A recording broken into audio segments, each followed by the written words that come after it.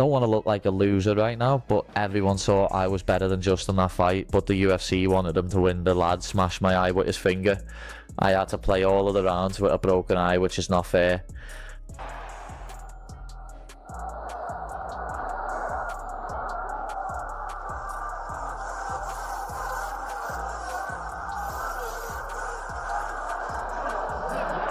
Do not get knocked. That Scouser does not get knocked out. Hold on. My God.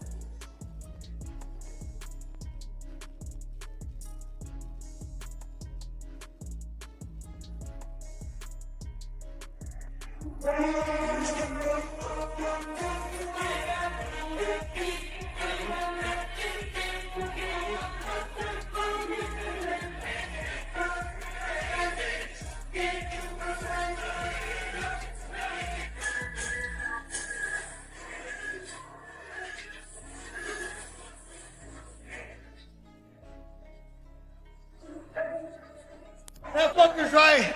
Scousers do not get knocked out. That Scouser does not get knocked out. I'm a Scouser. We don't get knocked out. We don't get knocked out. I take that all day. Hold on. My God. What a fucking gangster. Obviously delivered in the main event, capped off with a war. Just give us your thoughts on Justin Gaethje and Paddy Pimblett delivering a 5-round battle. Yeah, I mean, what a couple. So Paddy Pimblett at the weigh-in yesterday says, I'm going to knock this motherfucker out tomorrow. And I was like, that's interesting.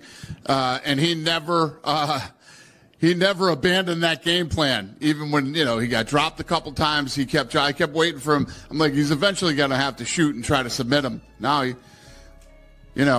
I didn't know Paddy Pimblett had a chin like that till tonight. And, yeah, absolute dogfight in a war, and much respect to both guys. We haven't seen Justin yet, so we don't know what his status is physically. But, I mean, is the interim, is the unification fight have to be next? Or is there a case if he's hurt and needs to be out for a while? Apparently he's 100%. So we sent Paddy Pimblett straight to the hospital, and then we're going to send Gaethje too. And Gaethje's like, believe me, I've been in plenty of wars. I'm good. So as far as we know right now, he's healthy. He couldn't even beat the guy in a weed contest. So Paddy Pimblett and Justin Gaethje just went to war, and honestly, everything feels different now. What people actually saw go down in that octagon didn't match up with what anyone expected going in. The gap between what we thought would happen and what actually happened is exactly why everyone's still arguing about this fight. There. You saw him do it to Michael Chandler. He's taken on the highlight, Justin Gaethje. Gaethje. 26 wins, 5 losses, 20 KOs. The dude fucking KOs people. Early on, he'd calf kick the fuck out of people. He'd calf kick people where they couldn't take it anymore. He had many TKOs from calf kicks alone. The guy is just a dense fucking ball of muscle, built for fighting, 37 years old now. He's crumpled people with his left hook. He's crumpled people with his right hand. Paddy Pimblett is going to have to be very careful throwing his flurries on Justin Gaethje. Justin Gaethje will sit down and rip a left hook, or sit down, drop his head, and launch a right hand. That's Justin Gaethje's ways to win. He could KO Paddy. Leading up to the opening bell, everyone was divided. Would Paddy's wild, unpredictable style and ground game be too much for Justin to handle? Or would Justin's technical striking and raw power make Paddy pay for every single mistake? That split had everyone on edge, because each exchange could completely change the story. I'd love to see fucking Justin Gaethje with the title around his waist. He earned it. Justin Gaethje's fought all these fucking monsters his whole goddamn career. Edson Barbosa, Donald Cerrone, Eddie Alvarez, Dustin Poirier, Habib, Michael Chandler, Charles Oliveira, Fiziev twice, Dustin Poirier again, Max Holloway. Like, holy shit. He's fought the elite. So I'd love to see Justin Gaethje get it done. If I had to put, fuck, this is hard. If someone gave me $10,000 to bet with and they said, hey, put it on who you think's going to win. God. I'm going to say 60-40. 60-40, 40% chance that Justin Gaethje knocks Paddy Pimblett out, hits him on his chin. When Paddy Pimblett's flooring, hits him right on his hits him right on the scouser chin, bunk, gets dropped. 40% chance, I think. 60% chance this fight, Justin's not able to find him. It's a little bit, it's like a spastic, weird style. He's not able to find his chin. Paddy Pimblett, if Paddy Pimblett puts him on his back, it's going to be a long night for Justin Gaethje. Tim Welch broke down the whole thing through damage output and perfect timing. He kept coming back to Justin's brutal calf kicks and counter-punching ability. The way he explained it, those early leg strikes mess with your stance, your movement, everything. And when Paddy came charging forward like he always does, those openings were exactly what a precise striker like Justin lives for. But Tim also admitted something important. The longer this thing went, the more it would turn into pure chaos with scrambles everywhere. And when fights get messy like that, Paddy's comfort on his back and his ability to stay dangerous from bad positions gave him real chances to steal it. So instead of looking reckless, Paddy's aggression actually became a calculated weapon. Younger, will youth be served with Pimblett? Maybe. Gaethje, experience, good striker. He's well-rounded everywhere, but he's got to use the assets of a smaller guy. We've seen it, where you got to box, you got to use your legs, you got to set traps. You know, he's got the capability of doing that. Outmaneuver, outflank Pimblett.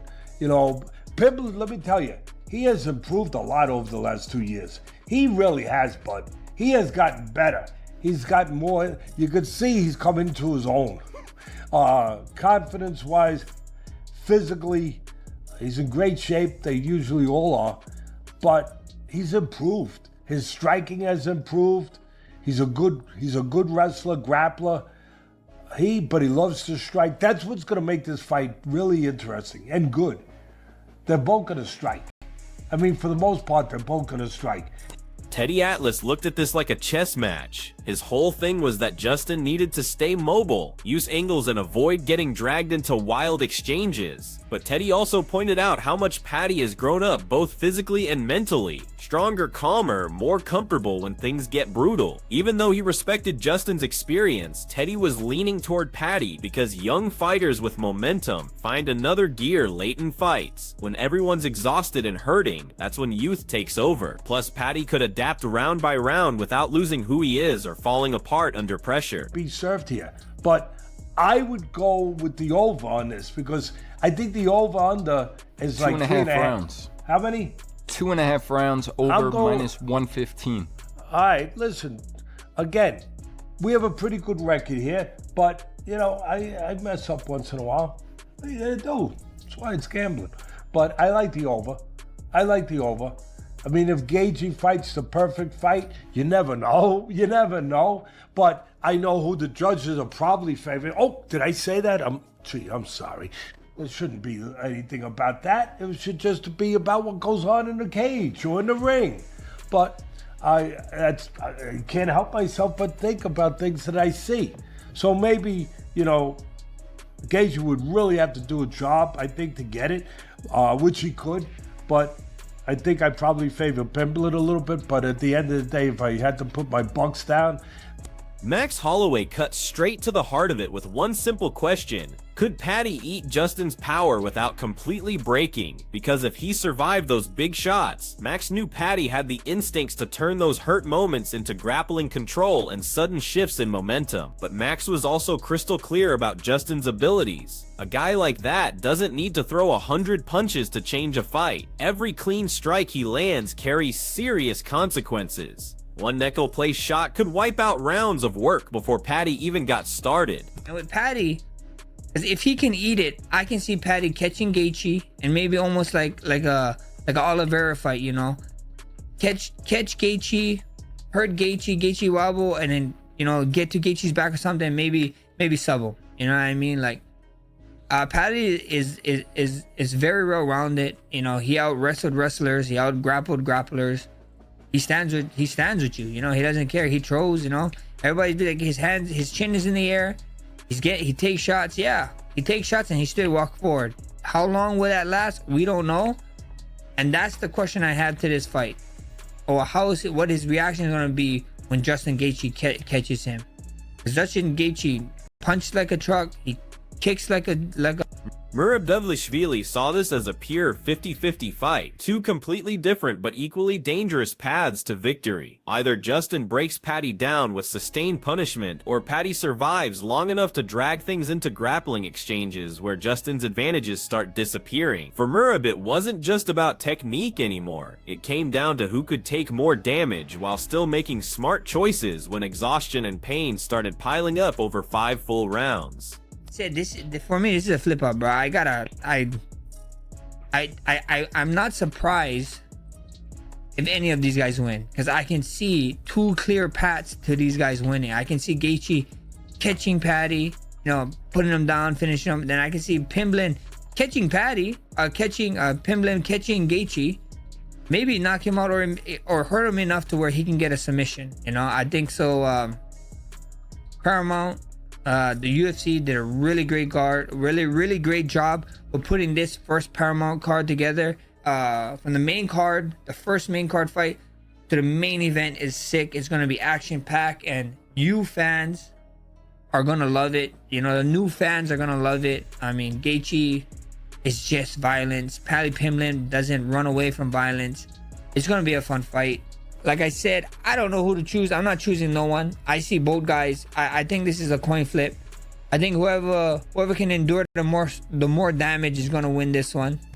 Demetrius Johnson focused on Paddy's biggest weapon staying completely unpredictable. Constant threats, scrambles, and creative attacks would force Justin into defensive mode, where tiny mistakes could lead straight to submissions or extended ground control. DJ respected the experience gap, but didn't let that dismiss Paddy's skills. Once positions get locked in, none of that reputation stuff matters anymore. It's pure technique and timing. Paddy's grappling success came from being creative and opportunistic, not from fighting big names. But with that being said, let me get to the keys of victory for both these guys. When you look at Paddy Pimblett, keys of victory for Paddy Pimblett has got to be dynamic. We're starting to see Paddy Pimblett become more comfortable inside the octagon.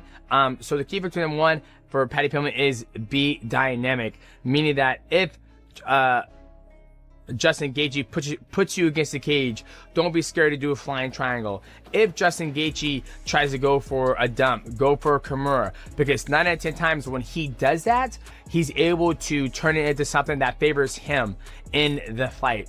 Key tip number 2, grapple, grapple, grapple.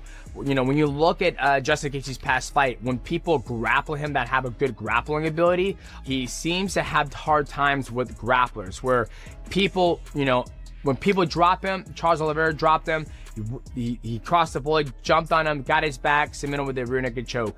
You look when you fight Habib took him down, passed his guard, mounted him, got a triangle from top and rolled to his back. Now I feel like Paddy Pimblett has that grappling ability that can Apologies focused on preparation and being fresh. The slower fight schedule meant his body recovered completely and his mind stayed razor sharp. That made him especially dangerous against someone used to going through striking wars. When you look at all these expert breakdowns together, one thing jumps out. Nobody saw an easy or safe outcome anywhere. Every single analysis came back to the same reality. One mistake, one scramble, or one clean shot was always going to decide everything. Now that it's over and we know what happened, the whole conversation shifts. Instead of predictions, we're looking back asking whether what we expected actually matched what went down, or whether Paddy and Justin proved once again that nothing is certain when violence and pure will collide at this level.